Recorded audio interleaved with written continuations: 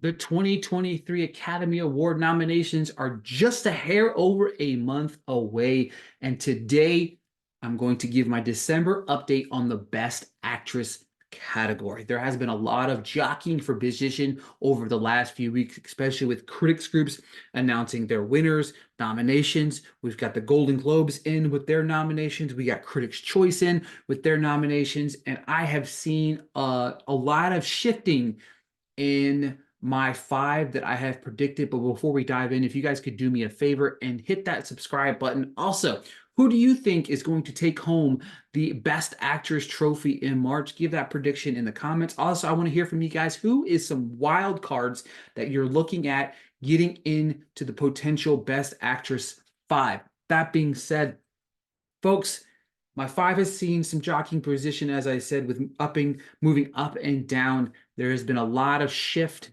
in what I believe is going to make for an interesting few weeks, whether it's critics groups, whether it's the SAG nominations. We have a lot going on over the next couple of weeks. But without further ado, I have dropping two slots into the five role. That's Sandra Hüller for Anatomy of a Fall. This is one that I feel like is out there and people are paying attention to it, but I feel like it's probably the most vulnerable of the five.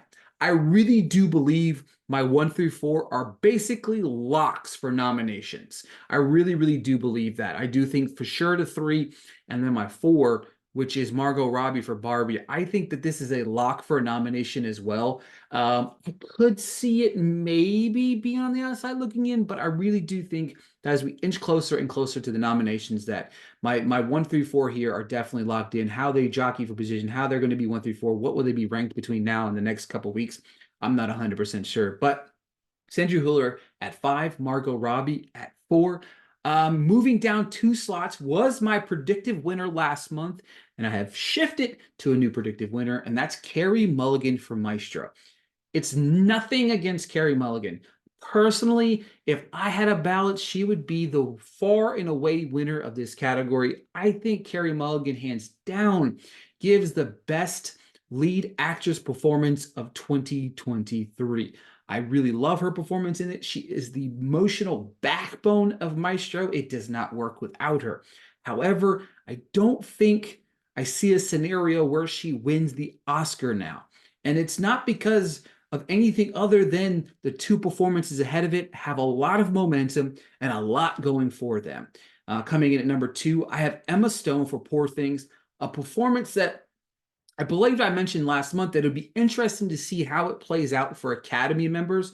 It's definitely not a film for the faint of heart, but it's definitely a performance that I believe is honestly in the same conversation as Carey Mulligan as being one of the best of the year, maybe even Emma Stone's best performance of the year, or best performance of her career. It's just such a hard and demanding performance that I just love quite a bit. I can't wait to revisit that film over and over again.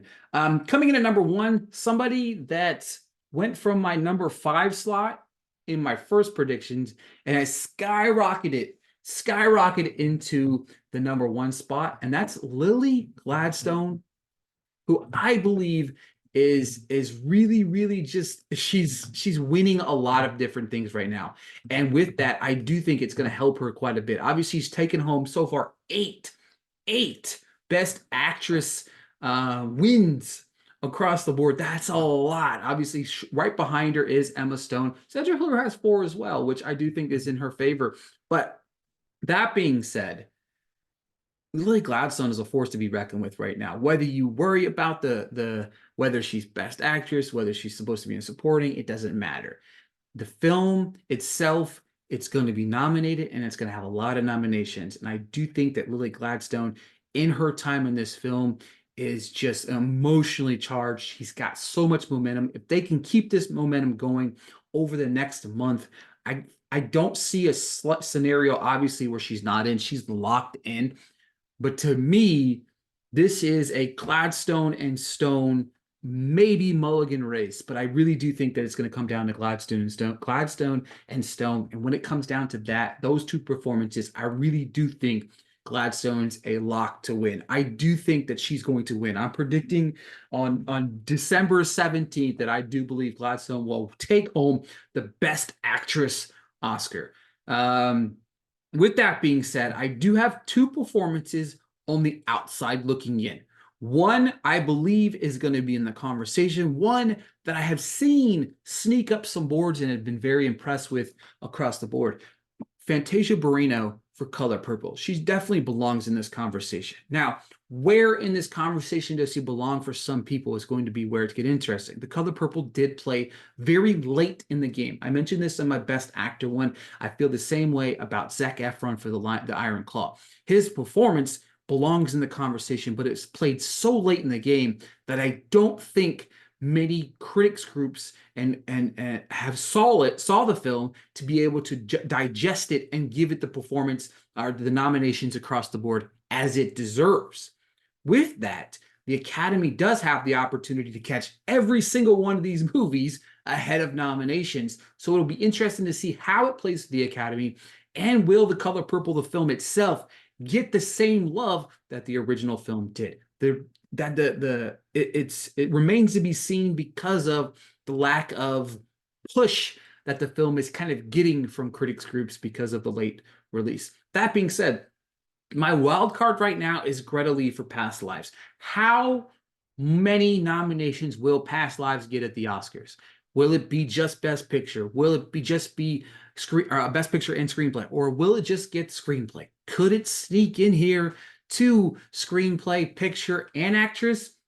It remains to be seen, but I do think with Greta Lee getting some love from a variety of critics groups, we could see her in this conversation. She's definitely in the mix in that 6 or 7 range with a few other names on the outside looking in. But that being said, my Best Actress nomination race looks like this. Number 5, Sandra Hüller for Anatomy of Fall. Margot Robbie, number 4 for Barbie. Carey Mulligan, Maestro, sliding at number 3. Emma Stone for Poor Things at number 2. Lily Gladstone for Killers of the Flower Moon, my predictive number 1 and predictive winner of the Best Actress nomination.